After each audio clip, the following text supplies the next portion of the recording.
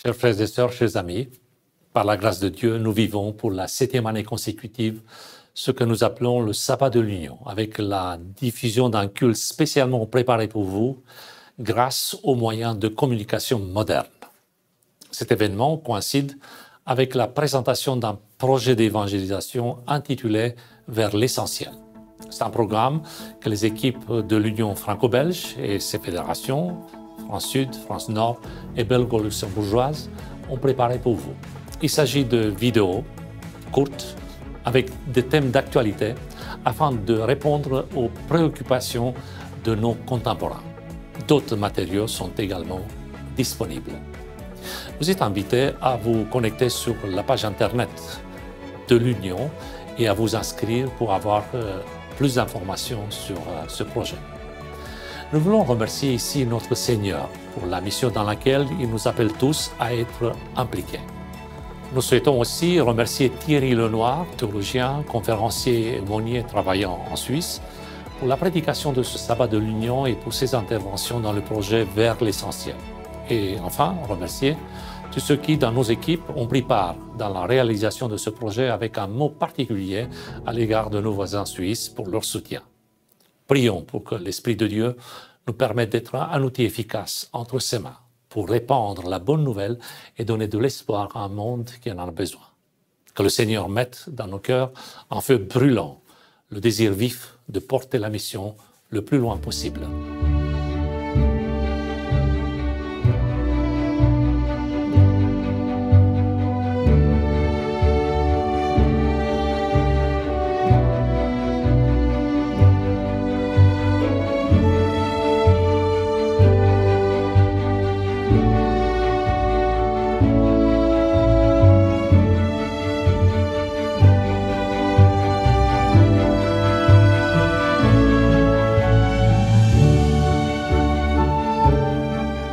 Soyez bienvenus dans ce lieu méditatif, ce lieu spirituel. Il est petit dehors et grand dedans, un petit peu à l'image de notre être grand à l'intérieur, l'être spirituel, qui est comparé d'ailleurs par l'apôtre Paul à un espace d'argile dans lequel est contenu un magnifique trésor. Eh bien, c'est le cas ici. Vous êtes dans un lieu qui est sur le domaine de la Linière, clinique La Linière, en Suisse, dans le canton de Vaud, tout près du lac, avec une forêt magnifique, des rivières que vous allez découvrir tout au long de ce moment.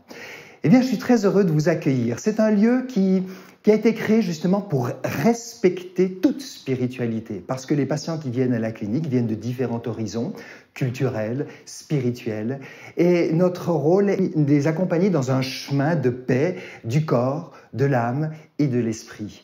Et pour cela, il nous faut accueillir chaque être avec tout son bagage, toute sa spiritualité, dans le respect le plus total.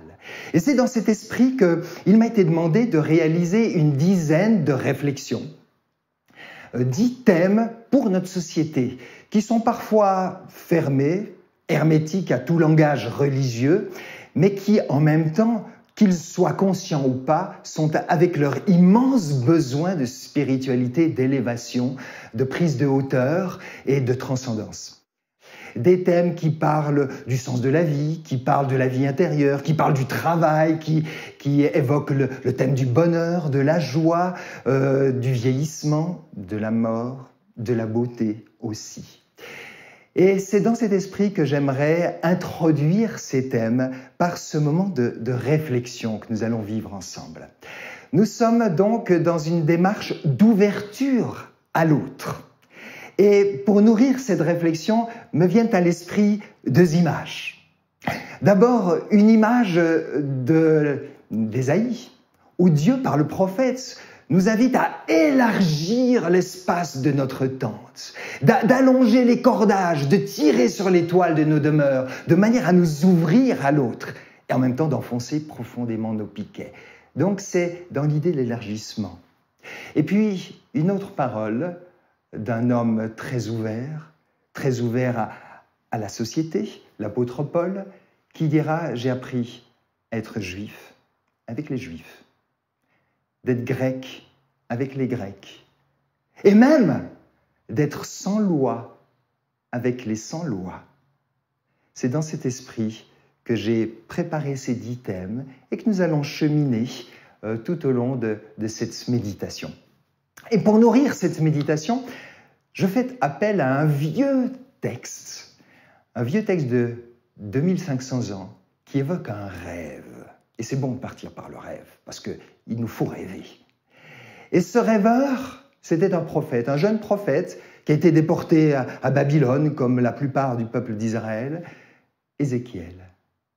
Ézéchiel, c'était un jeune, un peu poète, un jeune prophète, un voyant, qui rêvait. Et d'ailleurs, on l'appelait, parce qu'on n'aime pas toujours les rêveurs, on l'appelait le conteur de fables, parce qu'il dérangeait.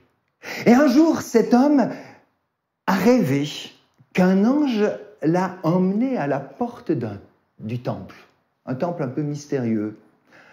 Et puis voilà que l'ange le mène à la porte du temple. Et que voit-il?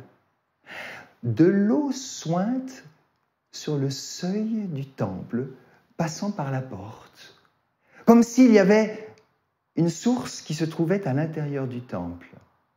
Alors c'est étrange parce que la première réaction, et ça aurait été ma réaction, c'est de me dire tiens, il y a une fuite, on va aller voir d'où vient la fuite. Et non, l'ange ne l'invite pas à rentrer dans le temple pour aller comprendre ce mystère, parce que c'est un mystère l'origine de cette source, et il faut le respecter comme tel. Et l'ange lui dit plutôt, Ézéchiel, suis le cours d'eau. D'abord, c'est un tout petit dégouline d'eau. C'est même pas un ruisseau, c'est de l'eau qui suinte. Et l'ange l'invite à marcher pour suivre ce cours de l'eau. 500 mètres. Et au bout de 500 mètres, il lui dit, vas-y, traverse. Et voilà qu'Ézéchiel, le jeune Ézéchiel, met les pieds dans l'eau et il traverse d'une rive à l'autre de ce petit ruisseau qui, petit à petit, au fil de la marche, parce que c'est vraiment une marche, c'est un chemin de pèlerinage, eh bien, le pèlerin sacré découvre que ce ruisseau devient une rivière. L'eau lui vient jusqu'aux genoux et l'ange toujours lui dit « Vas-y, vas-y, passe d'une rive à l'autre » et il se mouille, le jeune Ézéchiel, et il traverse d'une rive à l'autre comme s'il cherchait à changer son angle de vision. Et puis l'ange toujours lui dit « Mais continue, continue ta marche, ne t'arrête pas » Et voilà que la rivière devient fleuve.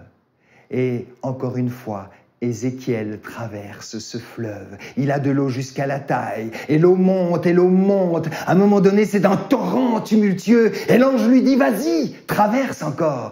Passe sur l'autre rive. Et voilà qu'il a peur. Parce que ça fait peur. Il risque la noyade. Il ne sait pas nager. Et l'ange l'aide.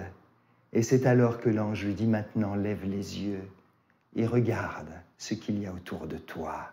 L'ange l'invite à cheminer, c'est une marche sacrée, pour suivre ce fleuve, ce cours de la vie, pour s'émerveiller, parce que l'ange lui dit, lève le regard, et regarde, regarde tous les arbres qui sont autour de toi, des arbres étranges, on en parlera tout à l'heure.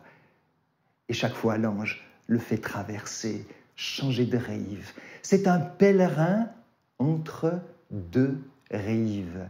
Est-ce que c'est pas notre chemin spirituel d'être un pèlerin entre deux rives, dans l'émerveillement, dans la découverte de ce qu'il y a autour de nous.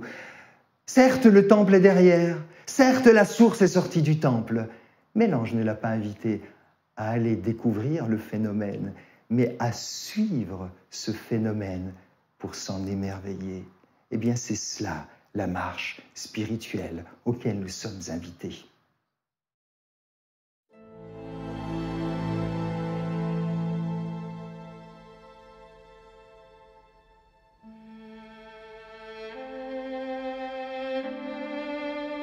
Les cieux racontent la gloire de Dieu, et l'étendue manifeste l'œuvre de ses mains. Le jour en instruit un autre jour,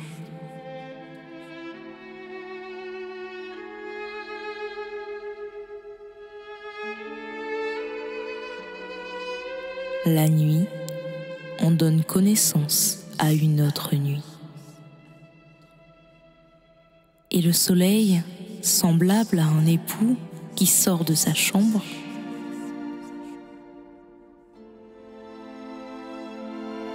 s'élance dans la carrière avec la joie d'un héros.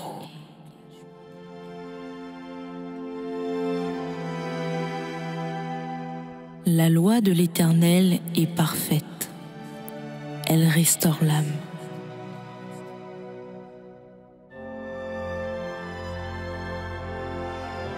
Les commandements de l'Éternel sont purs. Ils éclairent les yeux.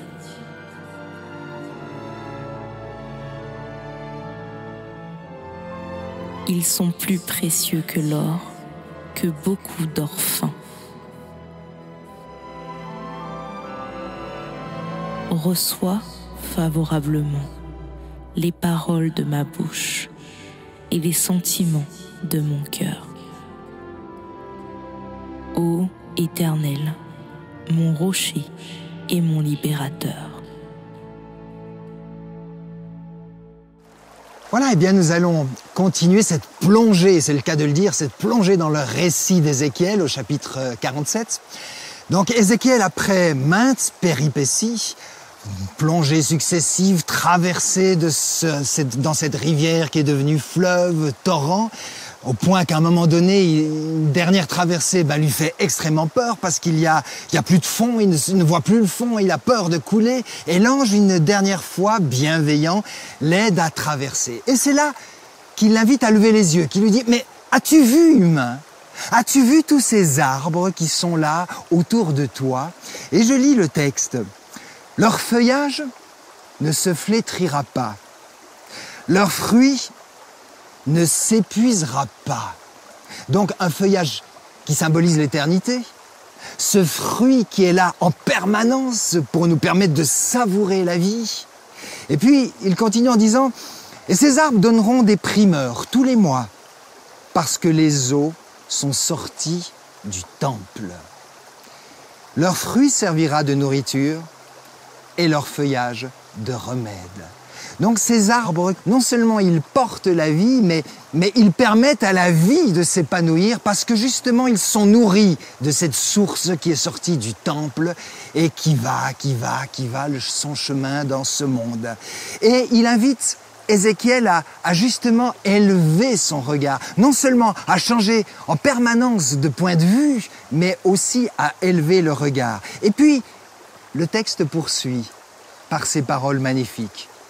« Alors, dit l'ange, cette eau descendra dans la plaine aride, et elle se jettera dans la mer.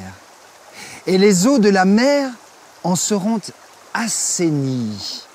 Et partout où passera le torrent, les êtres vivants qui grouillent se mettront à vivre.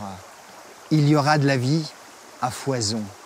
Comme disait Jésus, je suis venu pour vous apporter la vie, et la vie en abondance. » Et ce qui me frappe dans toute cette allégorie, dans cette métaphore d'Ézéchiel, c'est cette insistance sur la diversité. Il y a diversité de vie, il y a diversité d'arbres, il y a diversité de poissons dans la mer qui se mettent à grouiller. Donc c'est une invitation à ce pèlerin à accueillir toute la diversité qui l'entoure. Vous savez, la pensée unique, elle est mauvaise. Il nous faut cette diversité. Rappelez-vous, Dieu, quand il a fait alliance avec l'humanité, c'est l'arc-en-ciel. C'est-à-dire la lumière qui se révèle dans sa magnifique diversité. Hélas, l'humain n'a pas compris cela et très vite, ils ont construit la tour de Babel avec une volonté de parler la même langue, avec les mêmes mots, la pensée unique. Mais la pensée unique, c'est un affaiblissement. Dieu aime cette magnifique diversité. Alors c'est une vision étrange que cette vision d'Ézéchiel, mais qui se met en écho, ou qui est en écho avec une autre vision, un autre rêve. Bien plus tard, 500 ans plus tard, Jean l'apôtre, il va rêver. Et on trouve dans l'Apocalypse une autre vision qui est très semblable, un petit peu comme si la vision d'Ézéchiel était le reflet d'une autre vision, qui est une vision céleste. Celle d'Ézéchiel, c'est une vision terrestre. Et je lis dans l'Apocalypse qui nous parle aussi de ce royaume des cieux qui débute comme un petit ruisseau. Et ça, c'est l'humilité du royaume des cieux, parce que chez Jésus, on retrouve dans ces paraboles du royaume cette humilité. Le royaume des cieux est semblable, dit Jésus, à une graine de moutarde. C'est rien du tout, c'est une toute petite semence. et qui devient un arbre gigantesque. Oh, c'est du jamais vu. Mais la réalité du royaume des cieux, c'est quelque chose qui dépasse tout l'entendement, toute la compréhension, tout l'imaginable. C'est inimaginable, c'est inouï, c'est indescriptible. Alors, le royaume des cieux, oui, il est tangible, il est concret dans cette petite graine de moutarde. Mais ne jugeons pas le royaume des cieux au travers du connaissable, parce qu'il le dépasse. Le royaume des cieux, dira Jésus, c'est de la levure qui est mise dans 40 kilos de farine. 3 mesures de farine, c'est 40 kilos, c'est démesuré. Et toute la farine lève, la pâte lève, grâce à ce levain qui est imperceptible, qui disparaît, on ne sait même plus où il est. Eh bien oui, cet apôtre Jean, dans l'Apocalypse, va aussi voir une vision céleste, comme si cette vision d'Ézéchiel, c'était l'ombre d'une autre réalité bien plus vaste, comme si on ne voit toute chose qu'au travers d'un miroir, comme disait l'apôtre Paul, le miroir qui nous reflète une autre réalité bien plus vaste, encore inaccessible. Et voilà ce que dit l'apôtre Jean dans l'Apocalypse, au chapitre 22.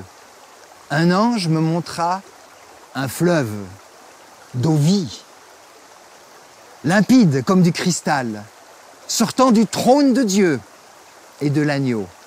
Et au milieu de la grande rue de la ville, sur les 2 bords du fleuve, un arbre de vie, produisant 12 récoltes et donnant son fruit chaque mois. Et il termine en disant « Et les feuillages de l'arbre sont pour la guérison des nations. » Vous voyez ces 2 rêves qui se font écho. Il y a l'ombre et la réalité. Nous sommes dans l'ombre, mais déjà avec cette image d'une réalité supérieure. Et puis de plus, nous retrouvons de nouveau cette évocation de la source d'eau vive et jaillissante dans une autre parole de Jésus. Et cette fois-ci, c'est plus une vision terrestre ni céleste, mais c'est une vision d'intériorité. Parce que chez Jésus, fidèle à sa vision, qui voit le royaume des cieux qui commence déjà en nous, dans notre intériorité, qui prend naissance en nous, Jésus dira « Celui qui met sa foi en moi, des fleuves d'eau vive couleront hors de son sein. » Et puis à un autre moment, quand il parlait à la femme samaritaine au bord du puits, au bord de la source, Jésus dira « Celui qui boira de l'eau que moi je veux lui donner, eh bien celui-là n'aura plus jamais soif, parce que l'eau que je lui donnerai deviendra en lui une source d'eau vive qui jaillira pour l'éternité. » Et nous avons donc affaire à une vision paradisiaque d'une mystérieuse réalité qui se révèle en 3 dimensions. D'abord, Ézéchiel, cette dimension terrestre, Jean, le visionnaire, qui nous parle de la dimension céleste, et puis Jésus, qui parle de la dimension d'intériorité, le ciel, la terre, l'intériorité. C'est comme si on retrouve ce royaume divin qui fait écho aux 3 dimensions de la révélation divine, puisque Dieu est présenté comme l'au-delà de tout, l'infini, le Père, c'est le Très-Haut, et qui s'incarne en Jésus-Christ, le Très-Bas, la parole de Dieu, incarné, le Fils, et qui finalement s'intériorise en nous. Du Très-Haut, il devient le Très-Bas, et le en nous, l'Esprit Saint. Ainsi, pour Jésus, le royaume des cieux n'est pas uniquement cet espace lointain et à venir, qui est à l'horizon hypothétique de nos existences. Le royaume des cieux, il est aussi un lieu présent et un lieu intérieur qui nous habite, une terre qui abrite la promesse d'une semence, un trésor qui est caché dans notre intériorité, une source d'eau vivante qui ne demande qu'à rejaillir. C'est là toute la démarche spirituelle de Jésus, c'est de raviver la source intérieure. Un tout grand poète du XVIIe siècle, un mystique, une grande voix sacrée du christianisme, Angelus Silesius, a, sous différentes manières, répété cette phrase que j'aimerais vous lire. « Ô homme, si le paradis n'est pas d'abord en toi, entends-moi bien, aucun chemin ne t'y mènera. » N'est-ce pas ce que dit Jésus? Le royaume des cieux, il est en toi. C'est ainsi que Jésus nous invite à passer de la mort à la vie, déjà de notre vivant. Ça peut paraître un paradoxe, et c'est peut-être là qu'il faut voir le sens métaphorique des traversées successives d'Ézéchiel, où il se plonge dans le fleuve. C'est une sorte de baptême, c'est une sorte de petite mort, où chaque fois il ressort sous l'autre côté, en changeant son angle de vision, comme je le disais. Ces traversées successives, ces résurrections, on passe constamment de cette mort à la vie. Eh bien, Jésus ne cesse de répéter. Et je vous lis dans l'évangile de Jean, chapitre 4, par exemple, celui qui met sa foi dans le Fils a la vie éternelle. Et puis, un autre passage dans l'évangile de Jean, chapitre 5, il est déjà passé de la mort à la vie. Il ne verra jamais la mort, dira Jésus dans l'évangile de Jean, chapitre 6. Naviguer entre ces deux rives, n'est-ce pas là la destinée de tout pèlerin spirituel que nous sommes, tous citoyens du royaume des cieux? C'est cette plongée dans l'inconnu, cette source vivante qui jaillit de l'inconnu et qui nous mène vers l'inconnu. Mais un inconnu tellement infini, tellement vaste, qu'il s'élargit, qu'il creuse notre espace intérieur, insufflant en nous un profond courant d'air, sinon un courant d'être aussi. C'est littéralement cette plongée dans cet infini que l'étrange messager du ciel invite à vivre. Ézéchiel, bien sûr. Notons qu'il lui propose de s'éloigner, et j'insiste, des espaces clos. Je vous l'ai dit tout à l'heure, il n'a pas invité à rentrer dans le temple pour comprendre l'origine de la source, mais il l'invite à cheminer et s'éloigner de cet édifice, aussi sacré soit-il, pour vivre l'émerveillement et pour savourer tout ce qui se passe à l'effet de cette source d'eau vive. Jésus n'a-t-il pas affirmé que le temple est aussi un espace spirituel qui va au-delà des lieux et des constructions? Il nous invite à adorer Dieu dans le souffle et la vérité. C'est ce qu'il dit à la Samaritaine. Vous avez déjà essayé de mettre du souffle en boîte? Il n'y a plus rien. Le souffle a besoin d'espace, il a besoin de mouvement, il a besoin de liberté, il a besoin de s'évader.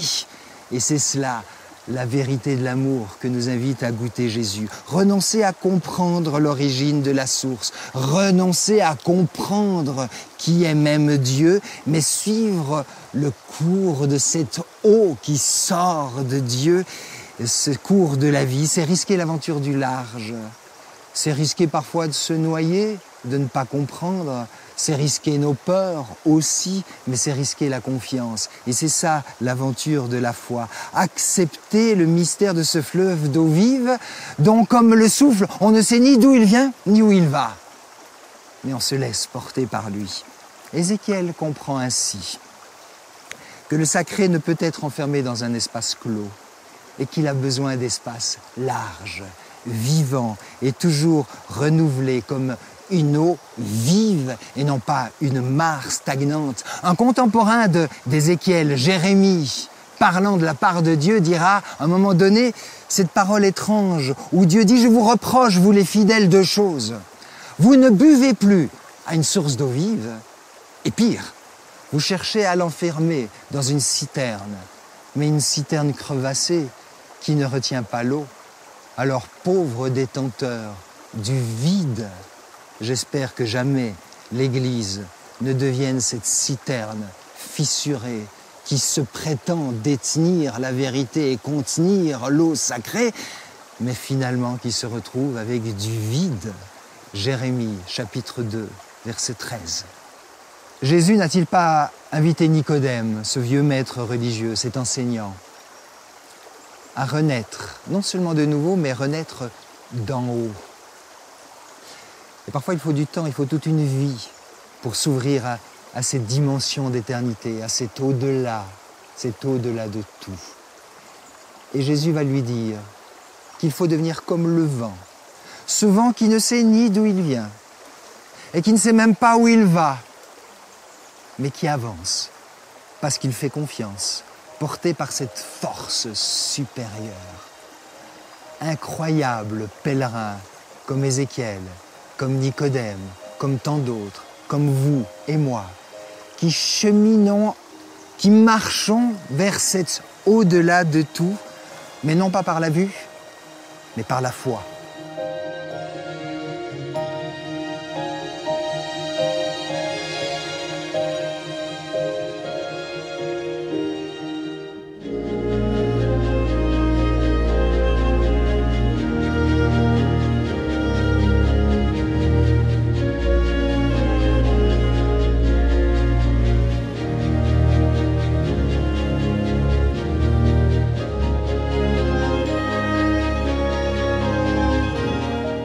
Alors nous voici au terme de cette marche avec Ézéchiel, ce pèlerinage sacré, tout en suivant cette source d'eau qui est devenue un fleuve et qui est sortie du temple et qui va se jeter dans l'infini de la mer, de l'océan.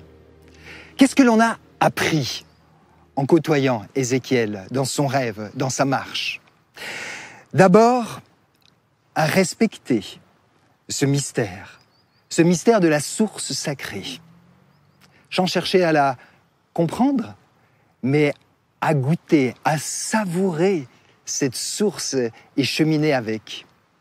Ensuite, nous avons appris aussi à accueillir ce sacré en soi, puisque nous sommes nous-mêmes appelés à être traversés de cette source et que cette source puisse jaillir hors de nous en source de vie.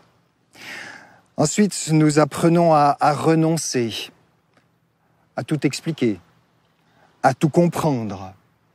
L'énigme de la source reste une énigme jusqu'au bout. Nous avons appris à nous mettre aussi en marche, en pèlerin.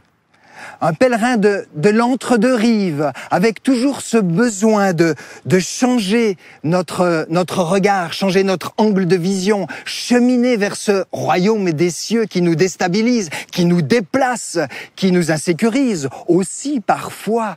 Mais quelle aventure de la foi. C'est cela, cheminer dans et vers le royaume des cieux. Oui, c'est un parcours d'aventure. S'immerger n'est pas un parcours facile, c'est un parcours de risque, de combattant, comme nous l'avons dit. Mais la foi n'est-elle pas aussi ce combat, un peu à l'image de Jacob, dans ce combat avec l'ange, pour rester dans ce corps à corps avec Dieu? Ah, quelle aventure! Merveilleuse, périlleuse sans doute, mais merveilleuse. Et c'est cela, parce qu'il faut du courage, il faut de la persévérance, il faut aussi de la ténacité dans l'aventure de la foi. C'est une expérience qui nous arrache à nos conforts paisibles. Et pendant ces réflexions, ces 10 réflexions que je vous propose aussi, eh bien sûr, peut-être vous allez être parfois déstabilisé par un certain langage qui n'est pas le langage habituel, qui n'est pas le langage coutumier. Et pourquoi pas de temps en temps se laisser déstabiliser pour garder la marche? Parce que la foi, c'est être toujours en marche le long de ce fleuve qui coule en source de vie et qui régénère parce qu'il est plein de vertus thérapeutiques du corps, de l'âme et de l'esprit. Jésus disait, et je vous le rappelle, moi je suis venu pour que vous ayez la vie, et la vie en abondance. Assez de ces vies superficielles, assez de ces vies, de ces petites vies à l'horizon fermé, rétréci. Non, le royaume des cieux, c'est une ouverture sur l'infini qui nous dépasse. Élargis l'espace de tes demeures, nous dit Dieu.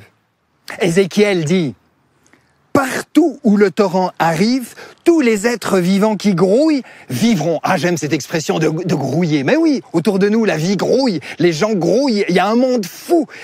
Arrêtons de fuir, arrêtons d'avoir peur, mais allons dans ce monde comme porteurs de vie, comme ces arbres thérapeutiques, comme cette source vivifiante. Et il y aura une grande quantité de poissons, et il y aura de la vie partout où arrivera le torrent. Et puis le texte, parce que le rêve termine sur une parole étrange. Ce texte termine en disant « Mais attention, mise en garde ». Il ne faut pas assainir les rives. Pourquoi? Parce que cela va donner du sel. En conclusion, ce rêve d'Ézéchiel nous apprend étape par étape à traverser ce cours d'eau de vie, de changer constamment de rive pour changer notre angle de vision, de nous laisser émouvoir, que nous puissions être aussi dans l'étonnement, de changer constamment non seulement l'angle de vision, mais de constamment garder la marche et de continuer, de ne pas s'installer. Jésus était l'homme qui marche et l'homme qui mettait en marche. De risquer la foi, de reconnaître et de goûter la beauté des paysages qui nous entourent, de contempler la diversité qui nous entoure, que ce soit celle des arbres qui sont porteurs de vie, mais aussi accueillir la diversité des poissons qui peuplent la mer, c'est-à-dire le monde, reconnaître la diversité qu'il y a dans ce monde qui nous entoure et accueillir, respecter cette diversité. Et puis surtout, refuser d'assainir les rives parce que on va se priver du sel. Or, le sel est précieux. Tout ce monde qui nous entoure, laissons-le être aussi ce qu'il peut nous apporter. Et alors, le sel va se révéler leur richesse. Qui sommes-nous pour nous fourvoyant en prétendant assainir le monde dans lequel nous sommes?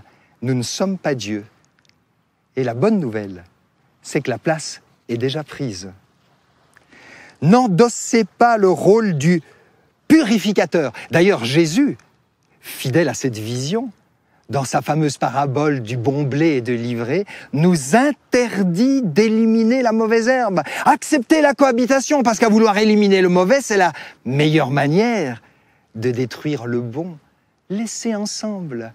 Respectez ce qui vous entoure, acceptez même cette cohabitation, et c'est là que vous allez respecter le bon blé et révéler le bon blé qui vous entoure. Alors, à perte de vue, c'est en l'infini d'un océan, un océan de promesses de vie et de rétablissement. La porte des cieux est ouverte, et Jésus est cette porte. C'est là qu'il y a de la vie. Et Jésus est ce chemin, cette vérité et cette vie. Et Jésus précise bien qu'il est venu apporter la vie, mais la vie en abondance. Amen.